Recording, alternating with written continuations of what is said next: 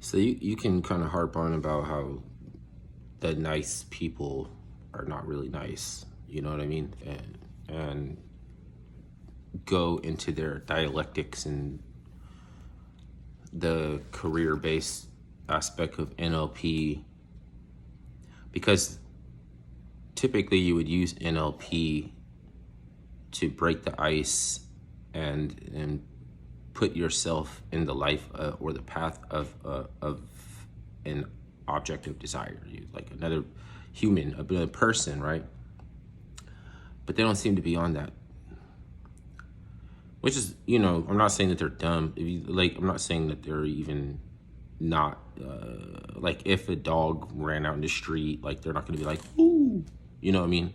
Like, they are that, you know what I mean? But, and there's a balance. You can't be like, you know, want to see something happen to the dog on behalf of it's not as important as watching, like, everybody else and the kids and everything. It's like, I mean, the kids getting finally learn about how dangerous traffic is. I don't know, like, but you still don't want something to happen to the dog. So I don't have like a lot of emotional response. You know what I mean? I will do what I can, but I don't have like like ooh stuff like this, because I only go so far with all the ooh because I know it's the dog. It's something to, so it's like a balance, right? And the Overton window is this thing too, where it's like, on behalf of the masses and their sensibilities and decency and virtue, on behalf of the masses, every now and then there's this beautiful opportunity window opening up called the Overton window. But the gatekeepers that like to placate society are also aware of this window, and they want to use it to exploit and for exclusive purposes. And we wanted to provide it to everybody to uplift as many people as possible, with like no delineation between you don't deserve it for this or you don't deserve it for that, because everybody can raise their bars, everybody can raise their vibration, right? So I mean, the only thing you can't raise is a kundalini, because once you raise your kundalini, you can never put it back down. And you need to sometimes knock your own energy down to hold onto the frequency, like onto certain wavelengths and stuff. And keep, it's like grounding. They say in hermeneutics, it's grounding your morals, grounding your, not your morals, grounding your dogma in the morals that you ascribe to, so that you're not contradiction. You're not living in contradiction. That's the, I mean, that's, I guess that's a point right there made. That's a point made, if you can not live in contradiction. So instead of harping on these people that because they're nice and everything, and oh, you're not really nice, you're really making whatever problem it is that is creating an obfuscation for them or something worse. You're making it worse. And it's not really them, because if you get down to the basis of, it's spellcraft, then you have to also understand that it's the gatekeepers. It's them. Those are the ones that's doing it, man. Those are the ones that's doing that on purpose, man. And I mean, because while they're cultivating plausible deniability, that's the same thing as I will never be able to afford you,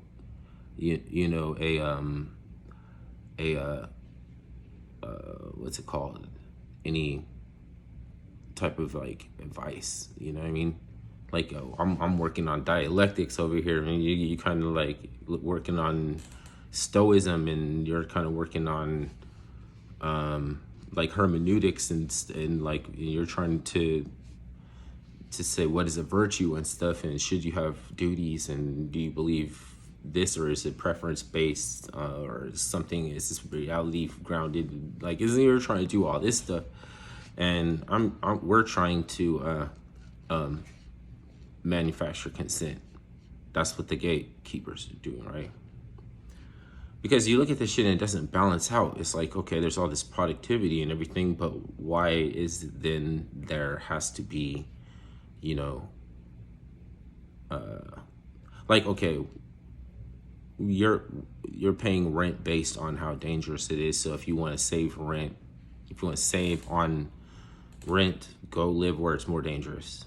Does that seem like a, you know what I mean? It does not seem like rational, you know? So just by the thinking, you know, like somebody driving around in a car that has problems, and somebody is driving irresponsibility and they piss you off, and you're like, man, hit me, man, hit my car, man. You're not supposed to want to get like hit and fucked up in your car for a temporary upgrade. That doesn't make no sense. How are you going to argue? But, you know, it seems like, you know, oh, okay, yeah, or whatever, still somewhat, like, I know what to do. Like, but can you execute that maneuver? And it's supposed to be, like, you're without getting some of the negligence on you, or some of the, like, the way things look in 2020 hindsight is you could have prevented that, and you know what I mean, or you did something like that, and you're not, it's like, thinking right. So what's the point of not thinking right? What's the purpose? Like, you must be under control by, you must be getting controlled. You know what I mean? But are you gonna tell someone you're controlled? You know what I mean? You were saying, what? Did you call me a bitch? You're saying I can be controlled, like I'm gonna get on my knees and I'm gonna bow down to some man or something. But like, you can't be controlled by something. It's not even that, like, it's not even the worst fear that you have of admitting to it either, when it comes down to it. But before you know, think that somebody's calling you ho, you're a whore. No, because your frequency is gonna, your energy is gonna be, it's gonna be combat, and oh, it's it's like you don't even know what's up, even for real. You don't even know what's up. It's still a question, like you can't afford to go back and forth with me. If I disagree, then you have to cross the street before you see me coming up the street. You have to avoid, you're not, you know, like that. He's not good. Like, I'm not dealing with him, with them, her, him, whatever. And then it's even harder when that's your parents or relatives or something. Because can they not be controlled? And then if you get closer to what it is that's controlling them, then they're going to insist that you get dumbed down, or you are already acting violent. Like, you're already talking about violence.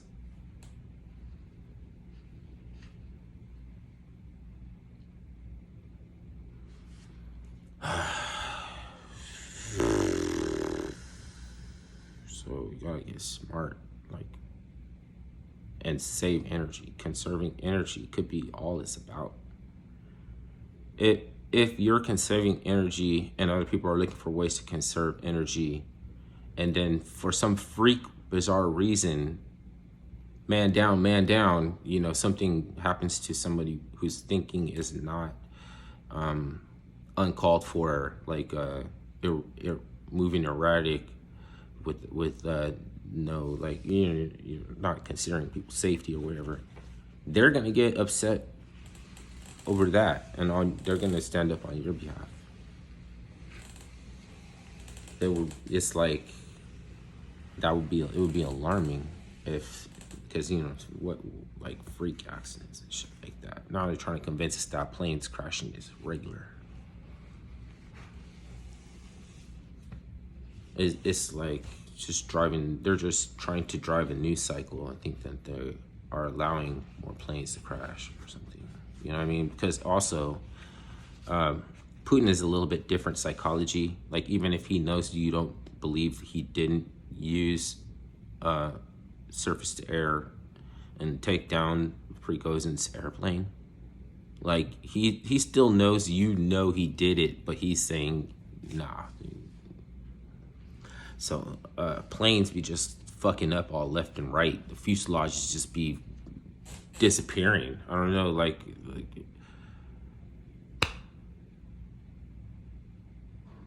but you can't still point to who it is, because the opposition could have done that, because they would expect you to come down on so and so, like here and there, you know, along these lines here and there. You're gonna like lean on, you're gonna, you know what I mean? And the plausible deniability is all about now that people like to apologize to the wrong people. And so these gatekeepers like to see that. They like to see people apologizing to the wrong people, because that already lets you know you don't really have no opposition left. If you can get your opposition apologizing to the wrong people. And what was the other aspect of that? If you can collide the pilgrims into the reparations people, so they push for the reparations so that you can get excited, and you know, I what's coming to mind, you know what I mean? I got so much like Ohlone blood or something, and then there's a meth head living on one side of you that also comes from your same you know, political platform. It's an influx. And then there's a pilgrim also. And so instead of paying instead of paying for everybody, your hospital for the meth head and your services for when you're homeless, and the pilgrims have to work in, they have to be brought into, you know, the economy and everything. So they have some like programs where they give, you know, these set up and everything. And then you're waiting for reparations, and they're saying, you know, check this out, you know, I got a PPP hustles for you or something, or like everybody's gonna get sick, you know, like they tell you, you know, everybody's like, I don't know, everybody's got to do the same thing in unison. If one of us doesn't, you know what I'm saying? So you're already doomed, because you already know some people are not going to do it, and they're going to become a petri dish of the COVID, and they're going to get us all killed.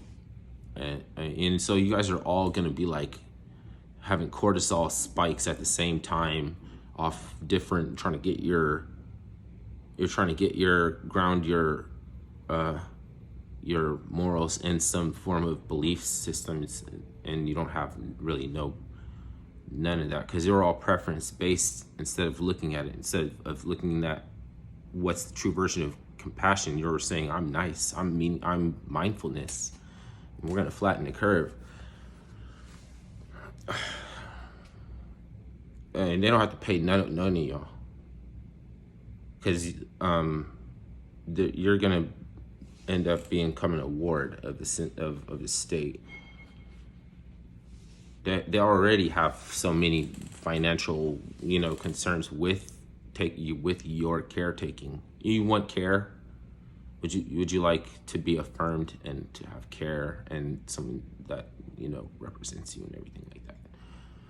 Because if you have the idea that it's not, then your cortisol is going to react stressfully. You're going to think that there's something that you need badly, because you're not being represented. You're just like, you know what I'm saying?